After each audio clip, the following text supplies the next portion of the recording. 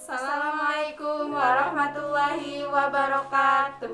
Perkenalkan, nama saya Rina Rindiani dan rekan saya Vina Rahayu. Kami dari kelompok 9 akan membahas tentang aliran-aliran ilmu kalam menurut Hasan Hanafi dan Ismail Razi Al-Faruqi. riwayat singkat Hasan Hanafi. Hasan Hanafi dilahirkan di Kairo, Mesir pada tanggal 13 Februari tahun 1935. Salah satu tulisan dan karyanya yang menjadi puncak sublimasi pemikirannya semenjak revolusi 1952 adalah Ciri Islam atau Al-Yasar Al-Islami. 2. Pemikiran kalam Hasan Hanafi. 1. Kritik terhadap teologi tradisional.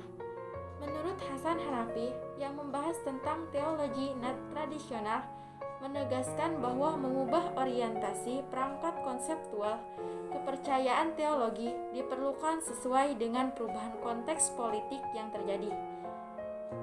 Kedua, rekonstruksi teologi. Melihat sisi-sisi kelemahan teologi tradisional, Hanafi lalu mengajukan saran rekonstruksi teologi. Menurutnya, adalah mungkin untuk memfungsikan teologi menjadi ilmu-ilmu yang bermanfaat bagi masa kini. Riwayat singkat Ismail Al-Faruqi.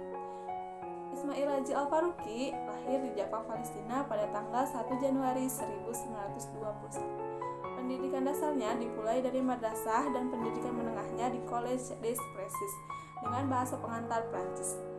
Kemudian, pada tahun 1941, lulus dari American University of Beirut.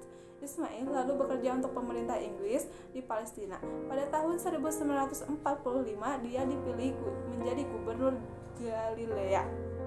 Tapi, setelah Israel menyerang Palestina, dia pindah ke Amerika Serikat. Pada tahun 1949 di Amerika, ia melanjutkan pendidikan master dan dalam bidang filsafat di University of Indiana dan University of Harvard.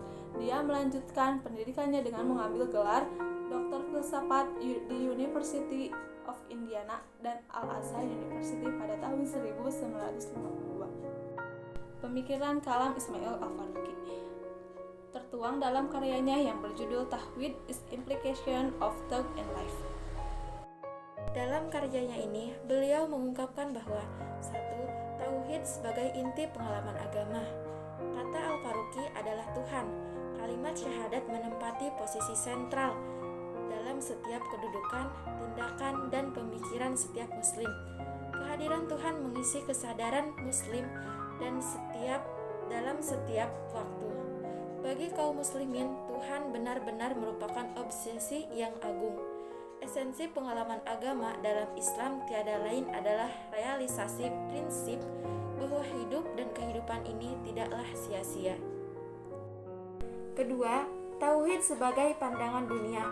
Tauhid merupakan pandangan umum tentang realitas, kebenaran, dunia, ruang, dan waktu. Ketiga, tauhid sebagai intisari Islam. Esensi peradaban Islam adalah Islam sendiri. Tidak ada satupun perintah dalam Islam yang dapat dilepaskan dari tauhid. Tanpa tauhid, Islam tidak akan ada. Tanpa tauhid, bukan hanya sunnah Nabi yang patut diragukan, bahkan pranata kenabian pun menjadi hilang. Tauhid sebagai prinsip sejarah. Tauhid menempatkan manusia pada suatu etika berbuat atau bertindak, yaitu etika keberhargaan manusia sebagai pelaku moral diukur dari tingkat keberhasilan yang dicapainya dalam mengisi aliran ruang dan waktu. Eskatologi Islam tidak mempunyai sejarah formatif. Islam terlahir lengkap dalam Al-Quran dan tidak mempunyai kaitan dengan situasi para pengikutnya pada masa kelahirannya seperti halnya dalam agama Yahudi atau Kristen. Islam dipandang sebagai suatu klimaks moral bagi kehidupan di atas bumi. Kelima, tauhid sebagai prinsip pengetahuan. Berbeda dengan iman Kristen, iman Islam adalah kebenaran yang diberikan kepada pikiran, bukan kepada perasaan manusia yang mudah dipercayai begitu saja. Kebenaran atau prosesi iman bukanlah misteri, hal yang dipahami dan tidak dapat diketahui dan tidak masuk akal, melainkan bersifat kritis dan rasional. Kebenaran-kebenaran telah dihadapkan pada ujian keraguan ditetapkan sebagai kebenaran. 6. Tauhid sebagai prinsip metafisika. Menurut pandangan Islam, alam adalah ciptaan dan anugerah. Sebagai ciptaan, ia bersifat teotologis, sempurna dan teratur. Sebagai anugerah, ia merupakan kebaikan yang tak mengandung dosa yang disediakan untuk manusia. Tujuannya agar manusia melakukan kebaikan dan mencapai kebahagiaan. Tiga penilaian ini, keteraturan, kebertujuan, dan kebaikan, menjadi ciri dari peringkas pandangan umat Islam tentang alam. 7. Tauhid sebagai prinsip etika. Tauhid menegaskan bahwa Tuhan telah memberi amanatnya kepada manusia, suatu amanat yang tidak mampu dipikul oleh langit dan bumi. Amanat atau kepercayaan ilahi tersebut berupa pemenuhan unsur etika dari kehendak ilahi, yang sifatnya mensyaratkan bahwa ia harus direalisasikan dengan kemerdekaan, dan manusia adalah salah satunya makhluk yang mampu melaksanakannya. Dalam Islam, etika tidak dapat dipisahkan dari agama dan bahkan dibangun di atasnya. Kedelapan, tauhid sebagai prinsip tata sosial. Menurut pandangan Islam, tidak ada perbedaan antara yang satu dengan yang lainnya. Kesembilan, tauhid sebagai prinsip ummah. Menyorot tauhid sebagai prinsip umat, Al-Faruqi membaginya ke dalam 3 identitas, yakni 1. Menentang etnosentrisme, yakni tata sosial Islam adalah universal, mencakup seluruh umat manusia tanpa kecuali dan tidak hanya untuk segelintir suku tertentu. Kedua, universalisme, yakni Islam meliputi seluruh umat manusia yang cita-cita tersebut diungkapkan dalam umat dunia. Ketiga, totalisme, yakni Islam relevan dengan setiap bidang keilmuannya. Manusia dalam artian Islam tidak hanya menyangkut aktivitas manusia dan tujuan di masa mereka saja, tetapi 10. Tauhid sebagai prinsip keluarga. Al-Faruqi memandang bahwa selama tetap melestarikan identitas mereka dari gerogotan komunisme dan ideologi-ideologi barat, umat Islam akan menjadi masyarakat yang selamat dan tetap menempati kedudukan yang terhormat. Keluarga Islam memiliki peluang lebih besar tetap lestari apabila ditopang oleh 11. Tauhid sebagai tata politik. Al-Faruqi mengaitkan tata politik dengan pemerintahan.